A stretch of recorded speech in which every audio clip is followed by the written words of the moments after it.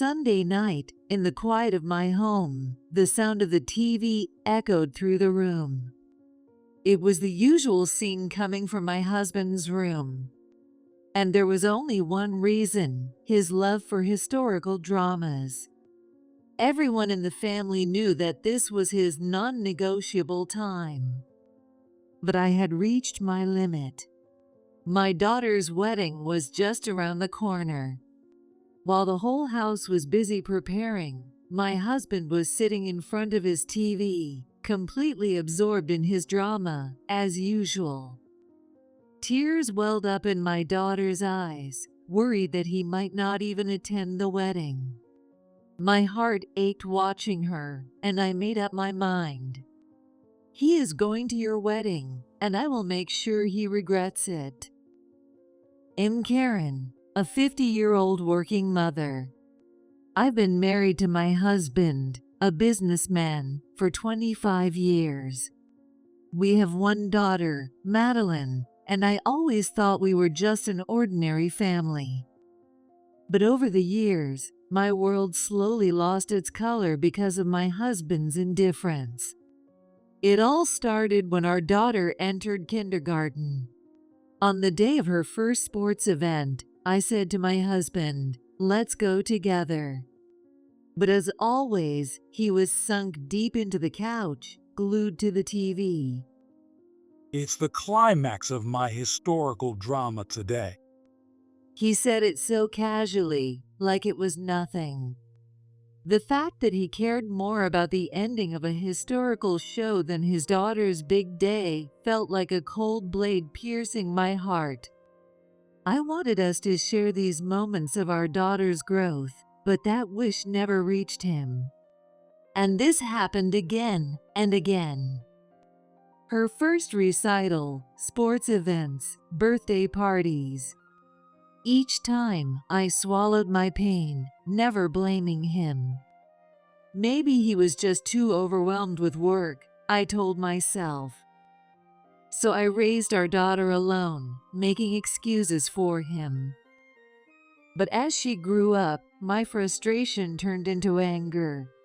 He was living just for his own enjoyment. Did he even love his family? That question haunted me constantly.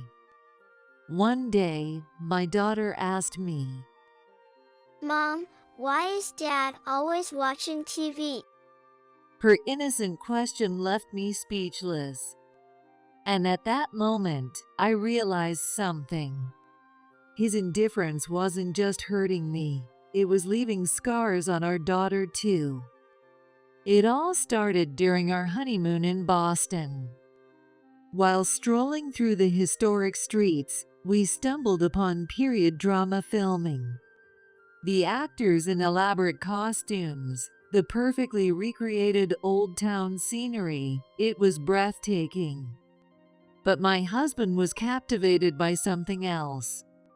The intensity of the set, the focused expressions of the staff, the passion of the actors bringing history to life.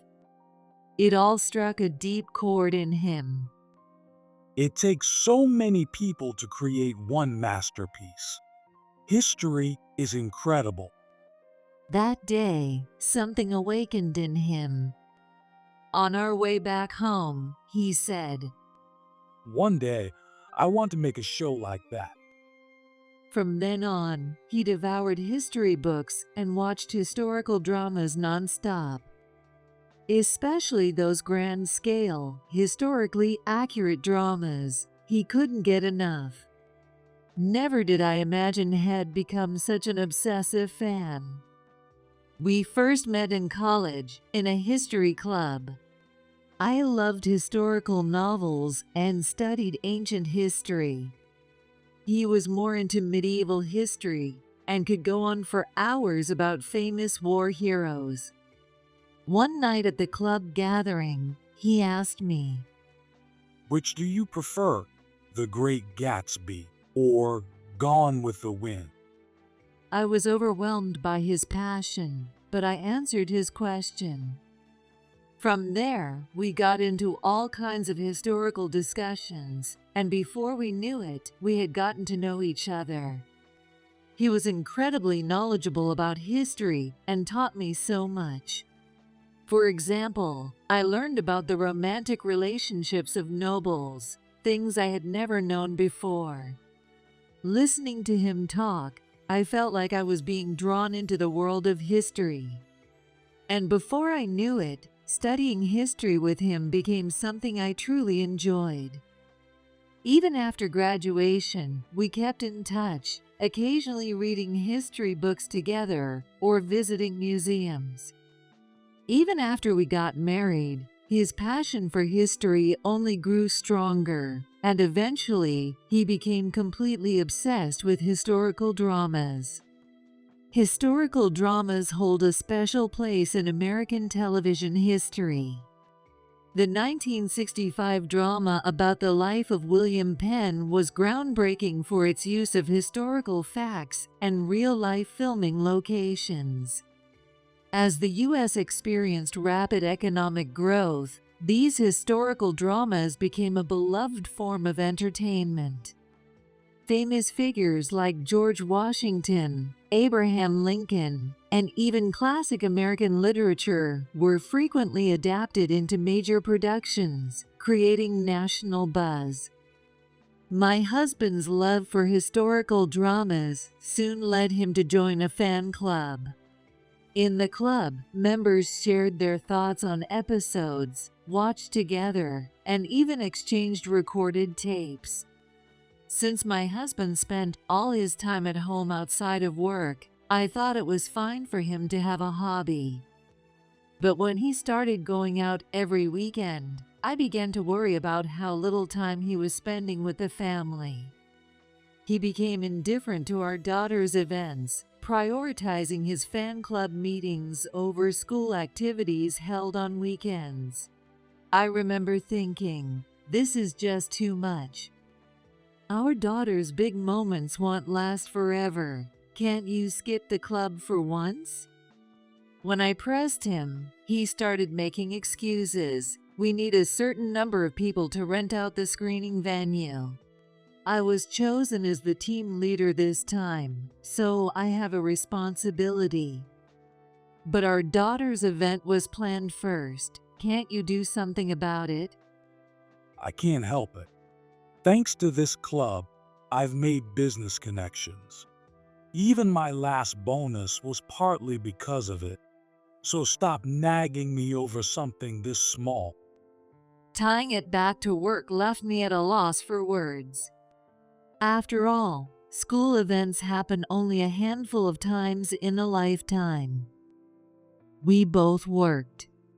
At first, we split the chores. Weekdays were my responsibility, and weekends were his. But once he started going out on weekends, he began neglecting his share. Hey, the school play is next week. I've been practicing so hard every day. I really want you to come. Our daughter pleaded with him. Yeah, but the club is important too. Your mom will be there, and she'll take photos and videos, so I can watch them later. Wait, so you're not coming? Come on, having a dad who knows a lot about history and is successful at work is something to be proud of. I'm trying to be a cool dad. If you really want to be a cool dad, start by putting your family first when making plans. I was beyond frustrated with my husband's complete lack of interest in attending our daughter's school play. That night, after our daughter had gone to bed, I confronted him in anger. Enough already. I'm not saying you have to quit your club, but there's a limit to how much time you can spend on your hobby. Don't you see how lonely she feels? You only get to see your child grow up once.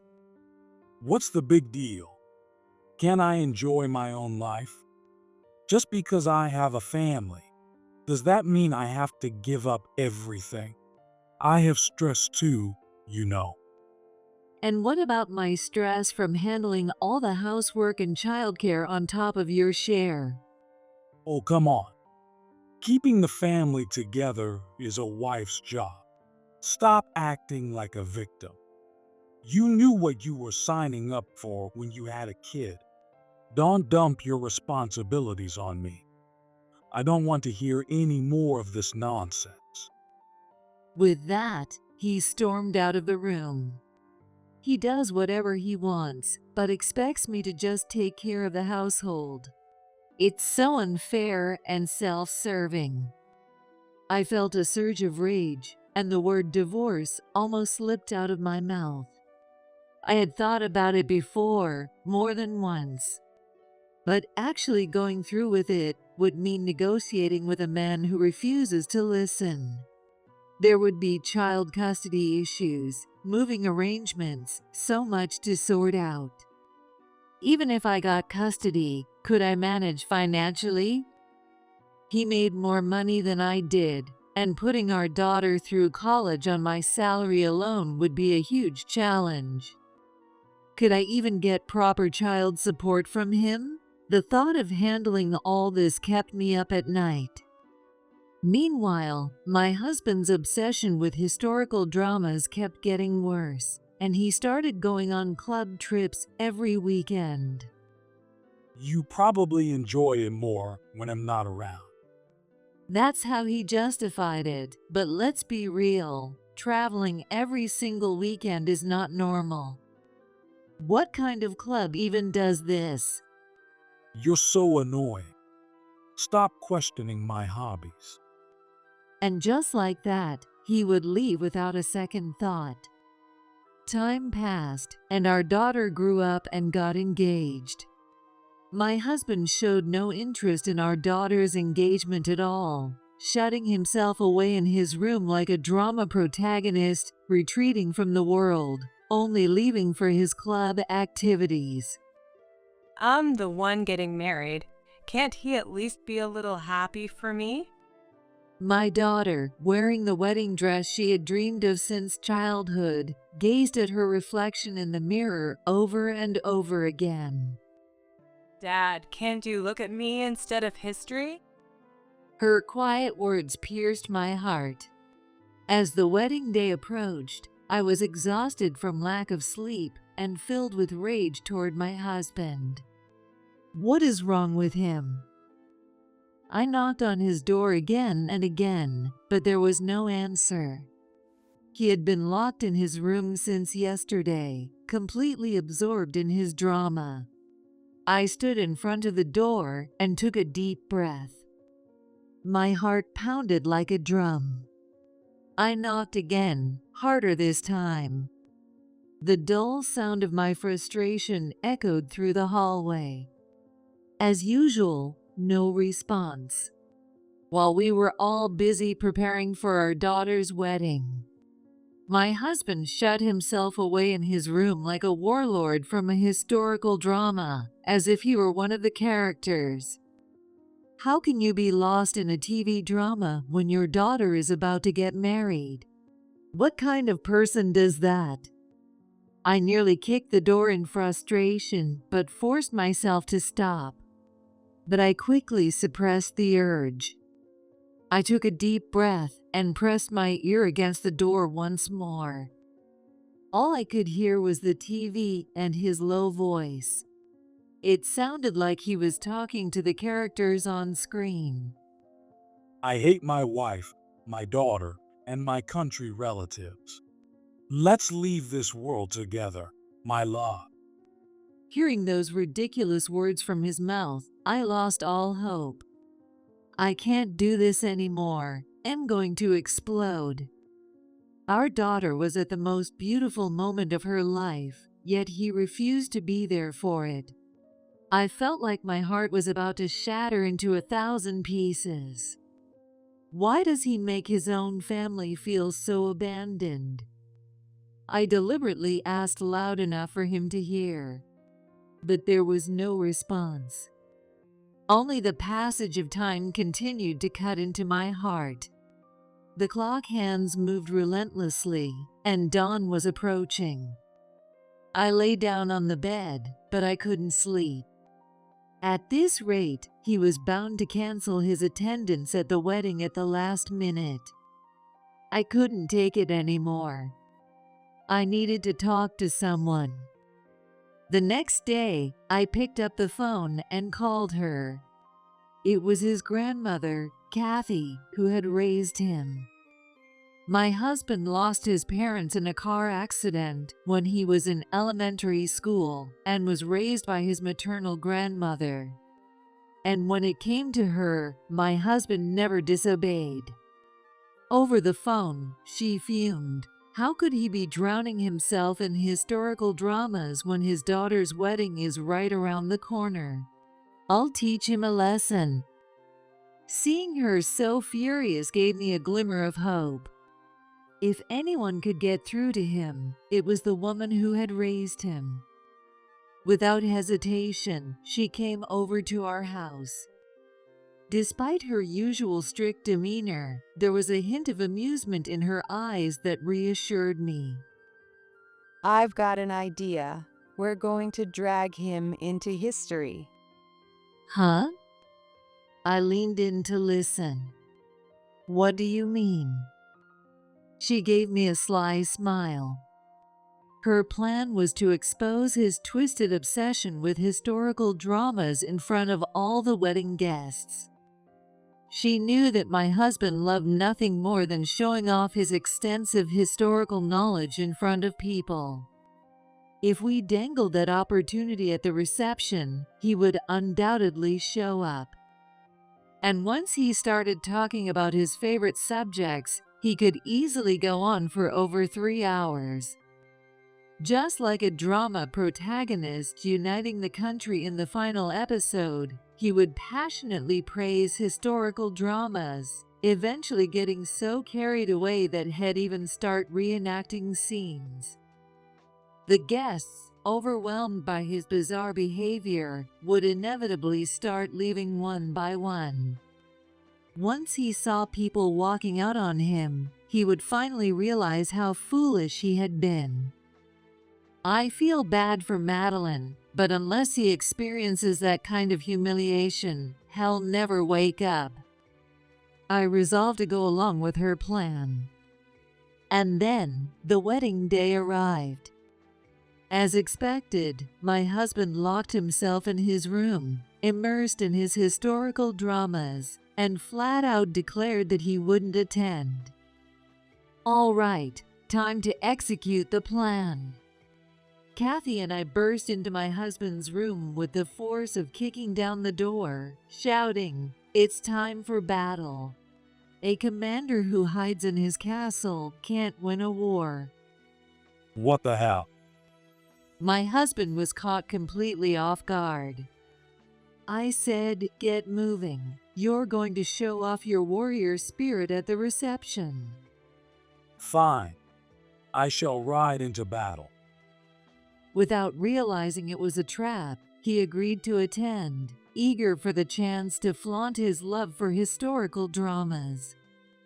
At the reception, about 100 guests gathered, mostly family members of the bride and groom. I felt bad, but we had my daughter wear a bold, multi-layered gown styled after a noblewoman's robes from centuries ago. Meanwhile, my husband arrived with a huge grin. As he entered, the theme song of his favorite historical drama played. I am Abraham Lincoln. He declared, striking a dramatic pose. The venue fell silent at the absurd scene, his outfit, the era, the theme, all completely mismatched. He marched down the aisle, banging on a drum. Everyone. His ridiculous antics caused a stir among the guests. Thank you all for listening. I am the bride's father. I am honored to host such a grand celebration today. Now, I'd like to take this opportunity to explain the fascinating aspects of history as seen through historical dramas, my passion. What I am about to share is the tale of a young hero. My husband began his wedding speech like a narrator from a historical drama. And the speech went on and on. After nearly 2 hours of his unbearably dull monologue, the guests started exchanging confused glances, murmuring among themselves. Then, one by one, they began leaving. Just then, You're making a fool of yourself, basking in your own glory while ignoring your guests. I'll put an end to this nonsense. a loud voice boomed across the hall. It was Kathy, my husband's grandmother. She stood there in a traditional robe. It was a brilliant act to entertain the weary guests who had been suffering through my husband's pointless rambling. Her commanding presence was like a historical drama heroine. Oh well, this is quite. My husband, who had been enjoying himself, was now completely thrown off by Kathy's intensity, stumbling over his words. This is your punishment. With that, Kathy snatched the drum and drumsticks from him. The drum. My husband was too stunned to understand what was happening. Then Kathy began pounding the drum right next to his ear with all her might. Boom, boom, boom, boom. The thunderous sound echoed through the hall. Now, this is what a real victory drum sounds like. She played masterfully, wielding the drumsticks with precision. The booming sound seemed to shake my husband's very core, making his head spin. Enough. Please stop. I'm sorry. At last, my husband surrendered. Your daughter's wedding is more important than your ridiculous fantasies of conquest. With that, Kathy smacked him on the head with a drumstick. Ouch. Finally, he seemed to snap back to reality, sitting there sulking like a scolded child. But even this punishment wasn't enough to break his twisted obsession with historical dramas. As soon as the wedding was over, he threw himself back into his club activities. Frustrated, I decided to investigate this so-called historical drama club while he was out. As I searched through his things, I found a borrowed videotape he had left behind at home. The label had the club's name on it, so I looked it up online and found their official website. The organizer's social media account was listed as a contact, so I checked it out. There were plenty of pictures of my husband and other club members, but oddly enough, none of them showed any actual screenings. There were many posts mentioning fun after parties following the screenings, often decorated with heart emojis.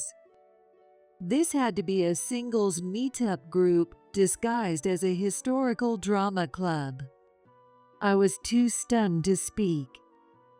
Abandoning his family to chase after young women, my husband's disgraceful behavior filled me with rage. But what caught my attention the most was a recent photo I found on social media. The same woman appeared in multiple pictures, always close to my husband. As I dug deeper, I found both my husband's and this woman's accounts. My husband wasn't using his real name, but his profile picture, his back turned, was unmistakably him. He had been liking her posts nonstop and leaving ridiculous comments like, "Your new haircut was cute, but this outfit looks amazing on you too, my princess." Inside the bag that held the recorded video, I also found a hotel receipt labeled couples discount. Not only was he neglecting his family, but he was also likely cheating. I wanted to find out exactly how my husband was spending his weekends, so I consulted my grandmother, who introduced me to a well-known private investigator. According to the detective, my husband had been pretending to be single at the club and had been spending the night at a hotel with that woman every weekend. After hiring the investigator, I started staying at my parents' house on weekends. One day when I returned home, I found my husband drinking in the living room. Where the hell have you been, leaving me all alone? Didn't you say you preferred being by yourself?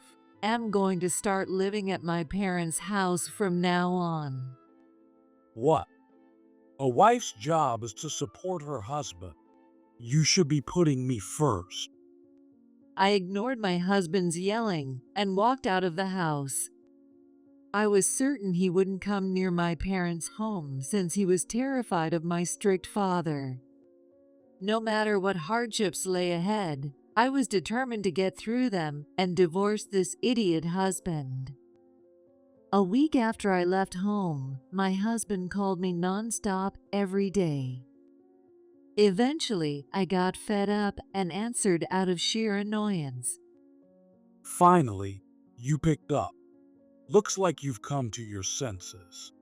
Isn't it about time you came home? I'll forgive you, out of the kindness. What kind of nonsense are you talking about? His usual condescending tone made my blood boil. I have no reason to go back. Are you seriously refusing when I'm telling you to come home? And why exactly should I obey you? Because I'm the head of this household. It's only natural. If you want listen, I'll have you executed. You call yourself the head of the household, but I haven't seen any money deposited into our account. Want me to send you a photo of the bank statement? No, I transferred the money. Stop making baseless accusations. Oh, then we'll need to take this up with the bank and demand an investigation. Wait, no. That won't be necessary. Realizing he had been caught skipping the deposit, my husband started panicking. Well, you see, I've had a lot of expenses lately. That's all. Anyway, you can come back anytime. He rushed through his words and abruptly hung up. Hearing him stumble over his excuses was hilarious. The investigation revealed that the woman he was cheating with was single and living with her parents. If she was meeting up with my husband, they obviously needed a place, and if he was booking hotels, it was no wonder he was running out of money. Another week later, my husband started calling me frantically again. Hey, because of you, I'm dealing with a huge misunderstanding. Fix this now. What are you talking about? The neighbors are spreading weird rumors that we got divorced. Apparently, people in the neighborhood had noticed my absence and started asking questions. My wife just went to visit her parents for a bit. No big deal. That was the excuse he had given, but since we lived in a company-owned apartment complex, rumors spread like wildfire. Now people were saying we were on the verge of divorce or already divorced. Go around and tell everyone nothing is wrong. Unable to handle the gossip, he was now trying to blame me. No worries, I already explained everything to them. I told them I won't be living with you anymore. Why would you say something like that? My husband was panicking now that his lie had been exposed. The rumor had already spread beyond just the neighborhood. It had reached the wife of his boss. I was sure he was getting plenty of judgmental stares from his coworkers. Serves him right. You only ever care about your own room, but have you checked mine? When I asked him, he scoffed, "Huh, why would I even do that?" Reluctantly stepping into my room, he was left speechless by what he saw. Wait, what the hell? There's nothing here. I already moved everything out. No way. He must have been so shocked that he dropped his phone, and with a loud thud, the call was disconnected. 3 days later, at night, I was watching our home from the apartment next door with someone I had planned this with. Welcome. I'm so happy you came. I can't believe you actually invited me to your place. Thinking it was safe at night, my husband had brought his mistress home. I missed you so much. I just want to marry you as soon as possible. I'll give you all my love. As he whispered his nauseating words, she slowly leaned in toward him. Just then, "Oh no, an intruder has broken in!" I shouted as I walked through the door. What? Why are you here? My husband was so startled that he flailed around, breaking into a bizarre dance. It was the same pathetic dance he had performed at our daughter's wedding. "Oh, and who might this be?" When I asked, my husband quickly blurted out, she's the intruder. Hurry, catch her, and call the police." Desperate to get out of the situation, he scrambled for an excuse. But before he could dig himself any deeper, the woman lost it. You told me you'd give me all your love. And now this? How dare you call me an intruder after inviting me here? I don't know what you're talking about. Before he could run from his own words, she pointed at the camera next to the TV and smirked. "You do know that camera caught everything, right?" What? His already foolish expression turned even dumber. She pointed at the camera set up next to the TV and grinned. You two were in on this. You set me up. "Oh my, so you actually know this so-called intruder? Well, that doesn't really matter. I can check all the footage from this camera on my phone. I heard every single cringeworthy sweet line you just fed her. But if you have an explanation, I'm all ears." No, I got nothing. Watching him panic, the woman burst out laughing. Should we tell him now? "Sorry for taking so long to show up." Seriously, it was hard keeping a straight face while listening to all those cheesy lines. Seeing both of us laughing hysterically, my husband turned pale and froze. Wait, you two know each other? Not understanding the situation, he kept glancing back and forth between us, confused. "She's your mistress, right? From your little drama club." Taking my cue, the woman explained. I was stupid enough to believe you when you said you were single. I sincerely apologized to her. What? What is happening? Still unable to process anything, he just stood there in shock. I then pulled out all the evidence I had gathered, pictures of the two of them together, among other proof of his affair. "So, still planning to play dumb?" I'm sorry. Please, forgive me. Have mercy on me as a warrior would. Finally realizing there was no way out, my husband broke down in tears, dropping to his knees. I was wrong. I want to stay with you. Apparently, he had learned proper kneeling posture from his historical dramas. It was almost impressive. Not a chance. Here, divorce papers and a financial settlement bill. Quit struggling and sign it. Finally, he picked up the pen and signed as I commanded.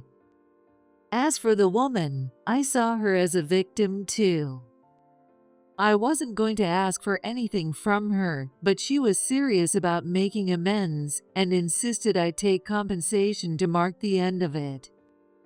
My husband had lied to her, saying he was in a serious relationship with marriage in mind. Because of that, she demanded a small settlement from him, which she then handed over to me. The divorce was finalized, and the settlement and child support were paid all at once from his savings and loans. His grandmother, who had raised him, along with other relatives, chewed him out thoroughly. He was kicked out of the company's family housing and forced to move into a tiny apartment for single tenants. Though he still worked at the company to pay off his debt, he kept making mistakes and was demoted. A few years later, my ex-husband suddenly sent me an email. How have you been? Lately, I keep remembering all the things we went through. Doing housework is tough, and nights feel so lonely. I still regret that you couldn't fulfill your duty as my wife. But if you're up for it, I might be willing to give you another chance. His ridiculous Romeo-style email, combined with his usual condescending tone, left me speechless. I read the email with my daughter and her husband, who were visiting my parents' house, and we all burst into laughter. Until when you would be foolish like that? I sent that reply and immediately blocked his email. Later, I heard that my ex-husband had been arrested for trespassing at a film studio. And the way he got caught was absolutely hilarious. He had sneaked into the props warehouse, put on a ridiculous feudal lord's wig and white painted costume, and was standing there admiring himself while holding a folding fan. Truly an idiot. Free from his control, I felt like a butterfly emerging from its cocoon, spreading its wings into a new life. A well-timed midlife divorce. It wasn't an easy decision, but I can still vividly remember the overwhelming relief of breaking free from that suffocating life. After the divorce, I focused on my career and found more time for hobbies. But above all, the best part was being able to spend more time with my daughter. Weekends became our tradition for taking my parents on short trips to beautiful scenic places. During our last trip, my daughter and I did the barbecue under the night sky. Gazing at the countless stars, she turned to me with a smile and said, "Mom, I'm so glad you look happy now." Her words touched my heart deeply. It felt like I had finally come out of a long, dark tunnel and stepped into the light. Now that I can do what I truly want, I realize I am finally happy.